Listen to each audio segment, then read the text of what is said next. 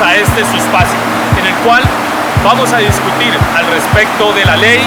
y de la jurisprudencia colombiana. En este caso hablamos de la sentencia T413 de 2021.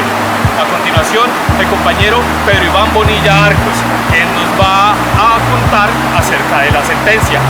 Muy buenas noches, bienvenidos nuevamente a su noticiero de la Universidad Nacional. En el día de hoy vamos a poner de presente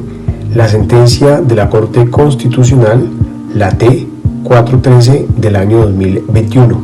para efectos de resolver cómo protege la Corte el derecho a la consulta previa de las comunidades afectadas. La Corte Constitucional ha ratificado con el artículo 69 de la Ley 99 de 1963 que cualquier persona natural o jurídica, pública o privada, sin necesidad de mostrar interés jurídico alguno, puede intervenir en las actuaciones administrativas iniciadas para la modificación de permisos o licencias de actividades que afecten o que pueden afectar el medio ambiente. Ha dicho la honorable corporación que las asociaciones campesinas, los colectivos ambientales, se encuentran legitimados para actuar a nombre propio como titulares de derecho a participar en trámites de licencias ambientales y en especial en las audiencias públicas ambientales. Por lo anterior, es claro que la Corte se ha preocupado en que se materialice a que toda persona, incluso autoridades ancestrales o tradicionales de las respectivas comunidades, puedan defender sus derechos ejerciendo acciones jurídicas para obtener la protección y restablecimiento de los derechos de las comunidades. Y es la tutela un mecanismo adecuado al cual se puede acudir para proteger ese derecho a la consulta previa. El Código de Procedimiento Administrativo ha consagrado la acción de nulidad frente a aquellos actos administrativos que se hayan expedido sin el debido proceso consultivo. No obstante, la Corte Constitucional ha señalado que la acción de tutela es la herramienta más efectiva para garantizar ese derecho a la consulta previa. En el caso concreto de la sentencia en mención, la Corte le ha dado mucha importancia al reconocimiento de la diversidad étnica y cultural y en especial la participación de las comunidades en las decisiones que los afectan de conformidad con los artículos 7, 70 y el convenio 169 de la Organización Internacional del Trabajo, dando que los pueblos interesados deben ser informados previamente mediante procedimientos apropiados de todas las medidas legislativas y administrativas que les puedan afectar, ya sea de forma directa o indirecta. En consecuencia, hay que permitírsele a las comunidades respectivas tener un diálogo cultural entre iguales, puesto que los pueblos no tienen derecho al veto para bloquear decisiones estatales, pero el Estado tampoco tiene derecho a imponer sobre los pueblos de forma caprichosa cualquier decisión sin que antes se garantice un cruce de opiniones de razones entre culturas que tienen igual dignidad y valor constitucional. Una de las características de la consulta previa es la flexibilidad, es decir, debe atenderse las necesidades, las circunstancias que se presentan en cada asunto, debe ser informada en debida forma, donde se efectivice previamente el conocimiento de lo que se va a discutir, que los pueblos conozcan los impactos positivos o negativos que pueden tener las medidas en sus territorios, deben conocer ellos las condiciones económicas, sociales, ambientales o culturales y en consecuencia se deben dar a conocer los niveles de afectación para que las comunidades den su consentimiento libre e informado independientemente si la afectación es mayor o menor. De ahí nace precisamente la licencia ambiental, como un instrumento mediante el cual se puede proteger la integridad y la forma de vida de las comunidades étnicas que habitan determinados territorios que pueden verse afectados por un proyecto. En conclusión, la Corte llama la atención sobre las etapas previas que se deben agotar para convocar a consultas previas antes de generar proyectos de intervención en los territorios. Las comunidades deben ser informadas ampliamente y con tiempo sobre todas las consecuencias positivas o negativas y de impacto que puedan tener en sus territorios ciertas actuaciones administrativas. Debe dárseles a las comunidades el tiempo para que deliberen y puedan participar en la toma de decisiones que los puedan afectar. Gracias. Ahora, al respecto de los derechos territoriales de las comunidades afectadas, nuestra compañera Marley Cristina Espinosa Urbano nos va a hablar al respecto. Respecto de los derechos territoriales que ha reconocido la Corte Constitucional a las comunidades étnicas en Colombia, Es importante traer a colación la sentencia T413 del 2021. En este caso en concreto, nuestra Corte Constitucional resalta la importancia frente al reconocimiento de la diversidad étnica y cultural que existe dentro de nuestro Estado, tomando en consideración los parámetros de la Constitución Política de 1991. Es importante mencionar que en este caso nuestra Corte Constitucional hace una visualización y aceptación de que existen diferentes formas de vida y de comprender el mundo muy diferentes a los de la cultura occidental. Y es bajo este reconocimiento que la Corte Constitucional inclusive manifiesta que nuestras comunidades indígenas hoy por hoy han pasado de ser simplemente una realidad fáctica legal para convertirse en verdaderos sujetos de derechos fundamentales. Es así como en este fallo también es importante mencionar que se dejan en claro unos postulados a tenerse en cuenta y a evaluarse cuando por producto de la administración o por la actividad legislativa pueden haberse afectado los derechos fundamentales de las comunidades étnicas. Y es más, estos postulados reconocen de cierta manera que las mismas comunidades étnicas gozan de ciertas prerrogativas y de cierta identidad que se traduce básicamente en derechos fundamentales que son arraigo de estas comunidades étnicas. Estos postulados son los siguientes: cuando se alteran las estructuras sociales, espirituales, económicas, culturales, de salud o de ocupacionalidad de los territorios étnicos, cuando se impacta sobre las fuentes de sustento que están ubicadas al interior del territorio étnico, cuando se impide adelantar oficios que promueven el sustento y que en virtud de ello promueven un reasentamiento de las comunidades en territorio diferente. También cuando por la actividad de alguna política pública, un programa o un proyecto se puede ver lesionado algunos de los derechos fundamentales reconocidos y de arraigo de los pueblos indígenas o tribales.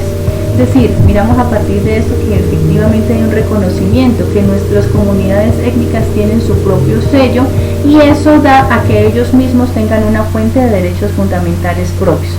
Es más, nuestra Corte Constitucional reconoce en todo caso que ellos mismos tienen ciertos elementos en sus manos para la defensa de dichos derechos fundamentales. Una de ellas, como es en el caso concreto, es la acción de tutela, puesto que la Corte Constitucional ha considerado en reiteradas ocasiones que las comunidades indígenas son un sujeto individual de derechos y que por virtud de ello pues pueden proteger mediante la acción de tutela los derechos fundamentales que le estén siendo vulnerados o amenazados. También en virtud de la Constitución Política de 1991 y en virtud del Convenio 169 de la OIT, las comunidades indígenas también tienen en sus manos la facultad de consulta previa frente a la actividad del Estado, claro, teniendo en cuenta que pues ellos pueden ser partícipes en mirar o evaluar ciertas situaciones antes de que se ponga en marcha, digamos, una actividad estatal para que no se violenten los intereses y derechos fundamentales de dichas comunidades étnicas. Gracias. Ahora, frente a lo que se puede concluir sobre los principios a la diversidad biológica y cultural, en este caso a la luz de los mandatos del Convenio 169 de la OIT,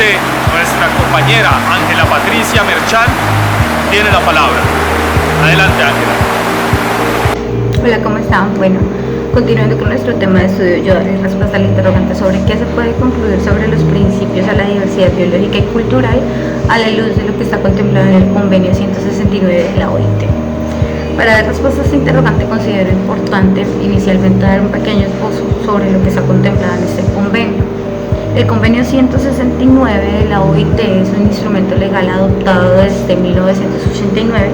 que se centra en los derechos de los pueblos indígenas y tribales de los países independientes. Este convenio contempla de gran importancia como los derechos territoriales, la consulta previa y participación, pues que es nuestro tema principal de estudio, principio de la identidad de la cultura, al desarrollo, al empleo y la formación, a la consideración de medidas especiales y a la no asimilación, que es otro aspecto bastante importante, pues porque es donde se enuncia la prohibición de las prácticas que buscan la asimilación de procesos de manera forzada. Este convenio subraya la importancia de respetar y proteger los derechos humanos y la diversidad cultural de los pueblos indígenas, promoviendo la participación activa en todo lo que tenga que ver con la afectación de sus comunidades. Es importante resaltar que este convenio es de orden internacional, pero se ajusta muy bien a nuestra realidad, ya que Colombia tiene un alto índice de comunidades étnicas y gran diversidad. Entonces, en este orden de ideas se puede concluir que, de acuerdo con la decisión consignada en la sentencia T413 de 2021 sobre el amparo de los derechos fundamentales de consulta previa y de la participación en materia ambiental, se da una relación directa con el principio número 2 del convenio 169, que nos habla de la consulta previa y la participación,